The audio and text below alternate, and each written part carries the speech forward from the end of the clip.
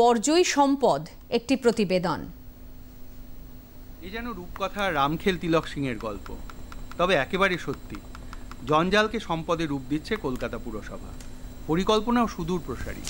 আগামী দিনে ধাপায় আর জঞ্জালের উঁচু ঢিপির দেখা মিলবে না, তা হয়ে যাবে শাকসবজি চাষের উন্মুক্ত প্রান্তর। ধাপায় এখন প্রতিদিন 2 টন বর্জ্য প্লাস্টিক প্রক্রিয়াকরণ করা হচ্ছে। এছাড়াও রয়েছে জৈব সার প্রস্তুত করার কারখানা।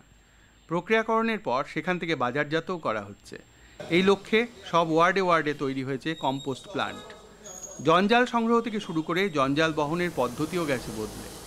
এলাকায় ব্যবহার করা হচ্ছে জঞ্জাল বহনের ব্যাটারি চালিত গাড়ি। ধাপাতেই রয়েছে প্রতিদিন 5 টন উৎপাদন ক্ষমতা সম্পন্ন জৈব সিএনজি কারখানা।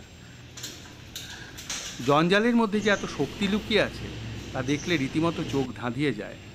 শহরের এক নতুন যন্ত্রণা হলো নির্মাণ জঞ্জাল, তাকেও সম্পদে রূপ দেওয়া হচ্ছে। রাজারহাটের পাথুরিয়া ঘাটায় তৈরি হয়েছে নির্মাণ জঞ্জাল থেকে প্রতিদিন 500 টন ক্ষমতা সম্পন্ন সম্পদ তৈরির কারখানা। কলকাতা পুরসভার কঠিন বর্জ্য ব্যবস্থাপনা দপ্তরের মেয়র পরিষদ দেবব্রত মজুমদার দূরদর্শনকে জানালেন, শহরকে সুন্দর ও পরিবেশ বান্ধব করে তুলতে শহরবাসীকে এগিয়ে আসতে হবে। আমরা নীল বালতি এবং সবুজ বালতি দিয়েছি। নীল বালতিতে আমরা নন বায়োডিগ্রেডেবল এবং সবুজ বালতিতে বায়োডিগ্রেডেবল এই হিসাবে কালেকশন করছি। সারা কলকাতাতেই কাজ চালু হয়েছে, বাই ফেজে চলছে।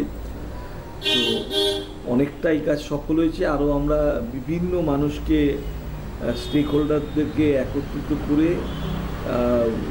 অ্যাওয়ারনেসের মাধ্যমে এই কাজটাকে আরও সামনের দিকে এগিয়ে নিয়ে যাচ্ছে।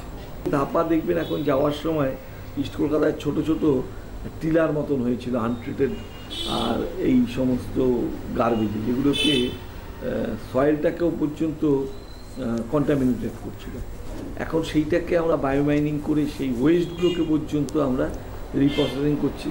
আর কিছুদিন বাদে কলকাতা দিয়ে গেলে আপনাদের ওই ধাপা দেখতে হবে না, আমাদের পুরোটাই আমরা একদম ল্যান্ডফিল সাইডে যে বড় বড় ঢিপি সেগুলোকে একদম মাঠের মতন তৈরি করে দিচ্ছি।